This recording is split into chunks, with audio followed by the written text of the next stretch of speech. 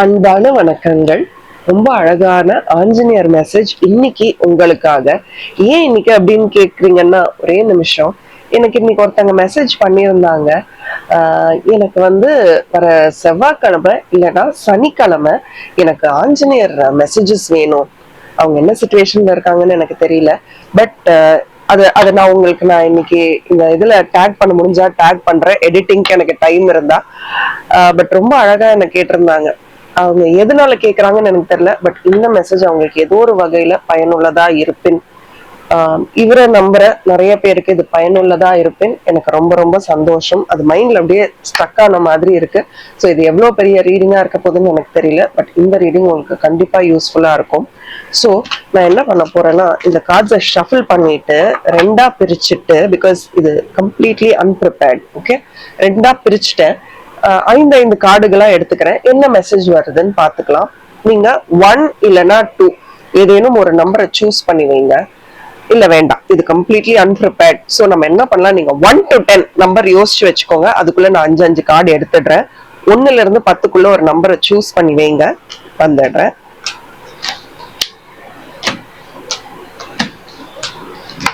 Okay, 5 cards choose பண்ணிக்கிட்டேன். Okay, காட்டக்கூடாது. 5 choose பண்ணியிருக்கேன். நீங்க ஆட் நம்பர்ஸ் 1 3 5 7 9 1 3 5 7 9 சூஸ் பண்ணியிருந்தீங்கன்னா இது உங்க செட். அதுதான் ஃபர்ஸ்ட் படிக்க போறேன், இங்க வச்சிடுறேன். அதே நீங்க 2 4 6 8 10 2 4 6 8 10 இதை சூஸ் பண்ணியிருந்தீங்கன்னா இதுதான் உங்க மெசேஜ். இந்த மெசேஜ் யாருக்கு யூஸ்ஃபுல்லா இருக்க போகுதுன்னு தெரியல. பட் கண்டிப்பா இது உங்களுக்கு ஏதோ ஒரு வகையில ஒரு வழிகாட்டுதலை கொடுக்கும். ஒரு ஷார்ட் ரீடிங் உங்களுக்காக. ஓகே, சோ நீங்க செட் 1 கார்டு சூஸ் பண்ணியிருந்தீங்கன்னா, அதுக்கு முன்னாடி நான் உங்களோட ஃபேவரட் டாரோ கார்டு ரீடர். நான் என் வாழ்க்கையை மிக சிறப்பாக கொண்டாடி கொண்டிருக்கிறேன். நான் ஒரு law of attraction coach and mentor, life coach, internationally certified trauma healer and NLP coach and practitioner. So வாங்க, உங்களுக்கான செட் 1 மெசேஜஸ் என்னன்னு பாத்துடலாமா? தயாரா இருக்கீங்கன்னா I am ready for set 1 message. பாத்துடலாம் வாங்க. burn your ego. உங்களுக்கு மனசுக்குள்ள நிறைய அந்த நீங்க இப்படி பண்ணிட்டல்ல வரேன் அப்படின்ற அந்த எண்ணம் இருக்குன்னு நினைக்கிறேன். அதை தூக்கி போட்டு உன்னுடைய உண்மையான மாற்றத்துக்கு இது வழி கொடுக்காது. நீங்க ஏதோ உங்க வாழ்க்கையில ஒன்னு அட்ராக்ட் பண்ணணும்னு நினைச்சுக்கிட்டு இருக்கிற நேரத்துல அந்த ரிவெஞ்ச் மோட் ஏதோ ஒண்ணு நீ என்ன பண்ணல அப்படின்னு நினைக்கிறீங்கல்ல, அதை விட்டுருங்க. அது வேண்டாம். அதை நீங்க அதை நோக்கி போகும்போது இந்த மாற்றம் மாறிடும் அப்படின்ற அழகான மெசேஜ் உங்களுக்கு வந்திருக்கு. அண்ட் நீ ஜெயிக்கணும், வாழ்க்கையில எல்லாமே அழகா மாறணும், டுகெதர்னஸ், இந்த பிரபஞ்சத்தோட உன் எண்ணங்களோட எல்லாமே உனக்கு சிறப்பா இருக்கணும்னா முதல்ல நீ ஈகோவை விடணும். Let go. நடந்துருச்சு, நடந்தது மிக சிறப்பானது, இனிமே என் வாழ்க்கை அழகா இருக்கும் அப்படின்னு நினைச்சு அதை விட்டுருங்க. அந்த மனசுக்குள்ள அந்த ஒரு கோபத்தை வச்சுட்டு மாற்றத்தை எதிர்பார்க்காதீங்க. இந்த கார்டும் பாருங்களேன். நீங்க ரொம்ப நாளா உங்களை போக்கஸ் பண்ணல, உங்க வளர்ச்சியை போக்கஸ் பண்ணல. எல்லாரும் முன்னாடியும் கூனி குறுகி இப்படி இருக்கீங்க. எல்லாரும் உங்களை விட வளர்ந்து இருக்காங்க. இப்ப நீங்க என்ன செய்யணும்னா, எல்லார விடவும் வளர்ந்து காட்டுறதுக்கு முதல்ல லெட் கோ பண்ணிடுறோம். லெட் கோ பண்ணாலே நம்ம கோபம், ஈகோ, அந்த ரிவெஞ்ச் மோட் எல்லாமே நம்மளை விட்டு போயிடும். ரெண்டாவது நம்ம செய்ய வேண்டியது நம்மளை பத்தி சிந்திக்க ஆரம்பிக்கிறது. நான் எப்பவுமே சொல்லுவேன்ல, ஸ்டே செல்ஃபிஷ். கமெண்ட் பண்ணுங்க, ஸ்டே செல்ஃபிஷ்.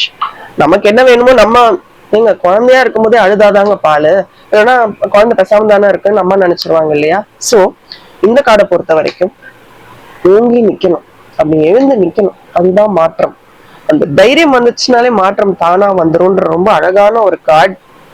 டெய்லியும் ஹனுமான் சாலிசா முடிஞ்சா கேளு. அந்த வளர்ச்சி இப்படி இருக்கிற நம்ம இப்படி மாறது, எப்படி இருந்தனா எப்படி ஆயிட்டேன் அப்படின்னு கேட்கறதுக்கு கூட நம்மளை விட்டு அந்த போட்டி, பொறாமை, நெகட்டிவ் எனர்ஜி எல்லாமே போகணுமா. அதுக்கு ஹனுமான் சாலிசாவை கேட்க ஆரம்பி. டெய்லி கேளு. நீ கிராஜுவலா அப்படியே வளர்ந்து நிற்கும் போது திடீர்னு நீ கண்ணை திறந்து, ஏன்னா அவ்வளவு நாள் உங்களையே போக்கஸ் பண்ணிட்டு இருப்பீங்க. திடீர்னு அப்படி கண்ணை திறந்து பார்க்கும் போது எல்லாருமே குட்டியா தெரியுவாங்களாம்.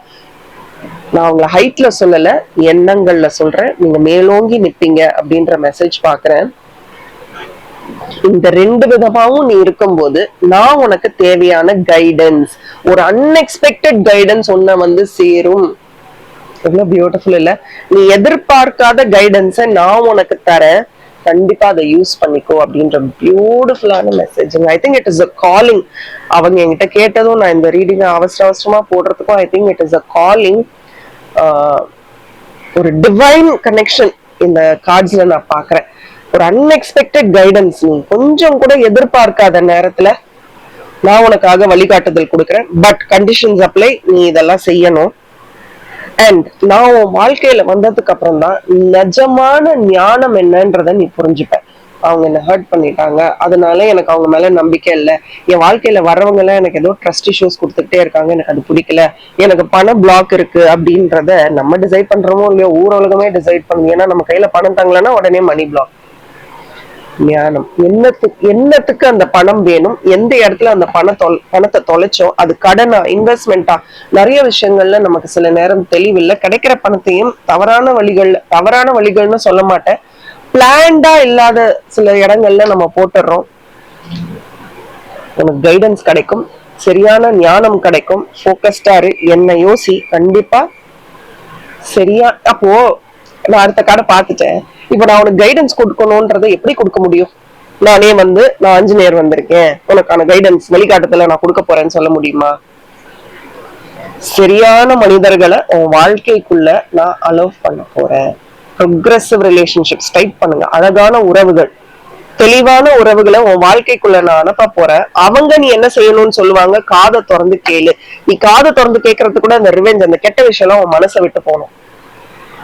நான் எதுவுமே பண்ணல, உங்ககிட்ட பேசிக்கிட்டே அவங்க மெசேஜ பார்த்தேன், பேசிக்கிட்டே உங்களுக்கு கார்ட்ஸ் எடுக்கிறேன். இப்படி ஒரு மெசேஜ் வருது, நீங்க சர்ப்ரைஸ்ட் தானே? ஐம் சர்ப்ரைஸ்ட் அப்படின்னு கமெண்ட் பண்ணுங்க. இது ஒரு ஜெனரல் ரீடிங் தான். பர்சனல் ரீடிங்ஸ் என்ன ஸ்கிரீன்ல தெரியுற வாட்ஸ்அப் நம்பருக்கு மெசேஜ் பண்ணுங்க. பட் ரொம்ப பியூட்டிஃபுல்லான மெசேஜ், ரொம்ப அழகான மெசேஜ் உங்களுக்காக வந்திருக்கு. ரொம்ப ரொம்ப சந்தோஷம் இந்த மெசேஜ என்னால உங்களுக்கு கொடுக்க முடிஞ்சதுன்னு. ஸோ எதை விட்டா என்னெல்லாம் நடக்கும், நீங்க நினைச்சதெல்லாம் நடக்கும்னு 1 3 5 7 9 சூஸ் பண்ணவங்களுக்கான மெசேஜ். அதே நீங்க 2 4 6 8 10 2 4 6 8 10 சூஸ் பண்ணிருந்தீங்கன்னா உங்களுக்கான மெசேஜஸ் இது ஒரு கார்டா எடுக்க போறேன். நான் என் வாழ்க்கையை மிக சிறப்பாக கொண்டாடி கொண்டிருக்கிறேன். I am celebrating every moment of my life. தாரக மந்திரமா எடுத்துக்கிட்டு உங்க வாழ்க்கையை ரொம்ப அழகா அனுபவிக்க ஆரம்பிங்க. செல்ஃப் டிசிப்ளின் வேணுமா? ஓவர் திங்கிங் இருக்கா? உங்களோட ஐம்புலங்களும் உங்களால அடக்க முடிஞ்சிருக்கணும். எல்லாருக்குமே 5 என்ன 7 உணர்வுகள் இருக்கு, 7 புலன்கள் இருக்குன்னு கண்டுபிடிச்சிட்டாங்க. சோ அந்த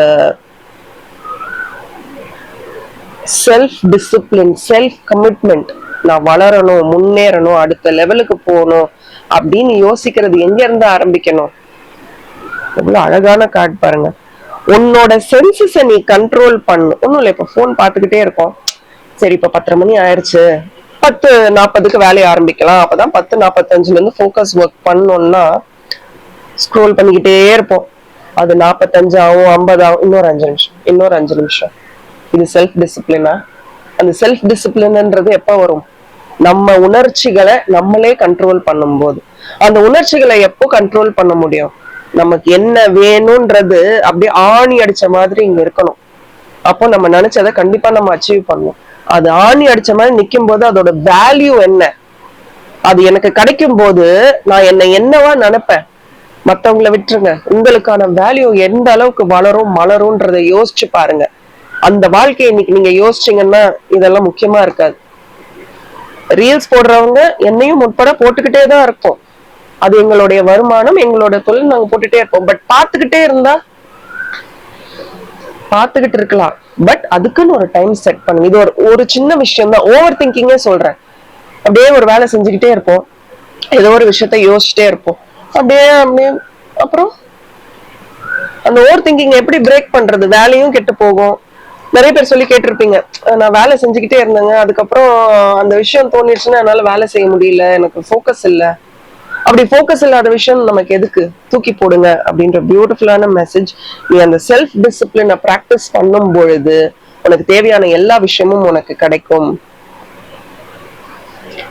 ரொம்ப டஃபஸ்ட் டைம்ஸ்ல தான் நம்பிக்கை வரும். சில பேருக்கு அந்த டஃப்பான நேரத்துலதான் நம்பிக்கை போகும்னு சொல்லுவாங்க. ஆஞ்சநேயர் என்ன சொல்றாங்கன்னா, ரொம்ப டஃப்பான டைம்ஸ்ல தான் உனக்கு நம்பிக்கை வரும். ஏன்னா டஃப்பான டைம்ஸ் என்ன தெரியுமா காட்டும்? நம்ம வாழ்க்கையில அந்த சிறந்த மனிதர்கள் யார் அப்படின்றத நமக்கு காட்டும். நம்ம வாழ்க்கையில நம்ம ஏக்கத்தக்க கூடிய, நமக்கு சரி சமமா நமக்காக நிக்கக்கூடிய மனிதர்கள் யார்? ஒரு ரெஸ்பான்சிபிலிட்டியில நிக்கிறது வேற, பட் என்ன வேணும் சொல்லு, பண்றாங்க பண்ணல வேற விஷயம், பட் அங்க நிக்கிறாங்கல்ல. டஃப் டைம்ஸ்ல தான் நீ நிறைய விஷயங்களை புரிஞ்சுப்ப. உன்னோட டிஃபிகல்ட் டைம்ஸ்ல நீ என்ன யோசிச்சுக்கோ. ஏதாவது ஒரு பிலீஃப் சிஸ்டம் எடுத்துக்கோங்க. இந்த நேரத்துல நான் இதை ப்ராக்டிஸ் பண்ணுவேன். எனக்கு கஷ்டம் வரும்போதெல்லாம் நான் ஆஞ்சநேயர் ஸ்லோகத்தை சொல்லுவேன், இல்ல சாய்பாபாவை கும்பிடுவேன். யாரும் ஐம் நாட் சேயிங் திஸ், நான் ஜீசஸை கும்பிடுவேன், நான் அல்லாவை கும்பிடுவேன், இல்ல இந்த பிரபஞ்சத்தை பார்த்து பேசுவேன். உங்களுக்குன்னு ஒரு டார்கெட் வச்சுக்கோங்க. டஃப்பான டைம்ஸ்ல இவங்களதான் நான் நாடுவேன். அவங்க எனக்கு உதவி செய்யறாங்க, உதவி செய்யல, இதனால நம்ம இதை கத்துக்கணும். அவங்க நம்மளை எதுல இருந்து காப்பாத்துறாங்கன்னு நமக்கே தெரியாது. நம்மளை பொறுத்த வரைக்கும் இதுதான் பிரச்சனைன்னு நம்ம ஒரு டைமென்ஷனலா பாத்துட்டு இருப்போம். 10 டைமென்ஷன்ல பிரச்சனை இருக்கும், அது நமக்கு தெரியாம இருக்கலாம். சோ உங்களுக்கு தேவையான நேரத்துல நான் நிற்பேன். அந்த டஃப் டைம்ஸ், டிஃபிகல்ட் டைம்ஸ்ல நம்பிக்கைய வளர்த்துக்கோங்க, நம்பிக்கைய விட்டுறாதீங்க. அண்ட் இந்த டஃப் டைம்ஸ்ல தான் அதுதானே நமக்கான பாடம். Focus, start improving your focus. Focus இல்லைன்றப்பதான் இந்த ஓவர் திங்கிங் இன்டெலிஜென்ஸ்ல நம்ம போயிடுவோம். அவங்க இப்படி பண்ணாங்க, இவங்க இப்படி பண்ணாங்க, இது என்ன அது என்னன்னு ஒரு 1000 விஷயம் நம்ம தலையில ஓடிக்கிட்டு இருக்கோம். அதுக்கெல்லாம் ஒரே ஒரு பிரச்சனை தான் காரணமா இருக்கும். இந்த 1000 விஷயத்துக்கு கரெக்டா இல்லையா? கரெக்ட்னா 100% அப்படின்றத கமெண்ட்ல டைப் பண்ணுங்க. So improve your focus. உங்க ஃபோக்கஸை இம்ப்ரூவ் பண்ணுங்க. அதுக்கு என்ன செய்யணும்னு பாருங்க. அண்ட் அந்த ஃபோக்கஸ் உங்க வளர்ச்சியை உருவாக்கக்கூடிய ஃபோக்கஸா இருக்கணும். சும்மா தேவையில்லாத விஷயம்லாம் ஃபோக்கஸ் பண்ணாதீங்க. அப்ப அந்த ஃபோக்கஸ் கொண்டு வரும்போது என்ன வரும்? உங்களோட பேஷன் என்னன்னு உங்களுக்கு தெரிய ஆரம்பிக்கும். உங்க வாழ்க்கையில உங்களுக்கு தேவையான அந்த ஒரு பேஷன், அந்த ஒரு விஷயம் என்ன அப்படின்றது உங்களுக்கு தெரிய ஆரம்பிச்சிடும். அந்த பேஷன் உங்களுக்கு வந்துருச்சுனாலே சிறப்புங்க, மிக சிறப்பு. when you are passionate about something, நான் வேலைக்கும் போறேன், பட் இது என்னோட பேஷன், இது எனக்கு ரொம்ப பிடிக்கும். ஸோ ஐ ஃபைண்ட் டைம், எவ்வளவு நேரம் ஆனாலும் சரி, கிராட்டிடியூட் குரூப்ல அனுப்புவோம் 2 மணிக்கு 3 மணிக்கு. அதுதான் பேஷன், அந்த ஆசை. ஸோ ஆசையோட நம்ம எது பண்ணாலும் நல்லதே நினைப்போம், நல்லதே நடக்கும்னு, நல்ல விஷயங்களே நடக்கும். உண்மையை மட்டும் பேசு. Always speak the truth. உண்மையை பேசுங்க.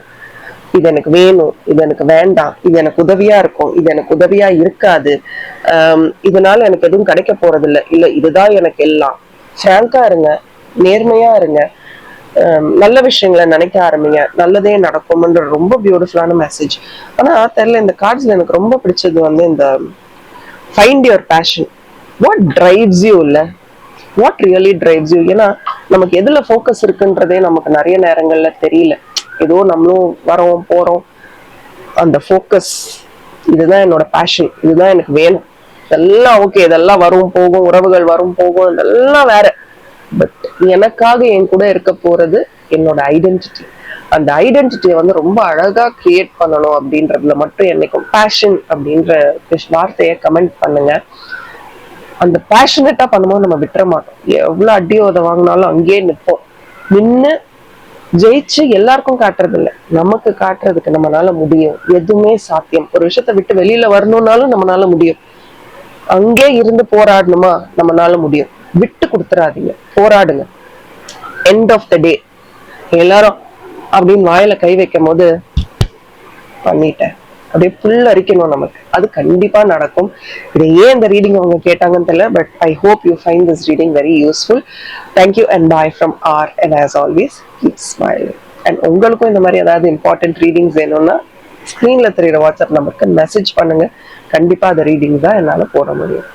பாய்.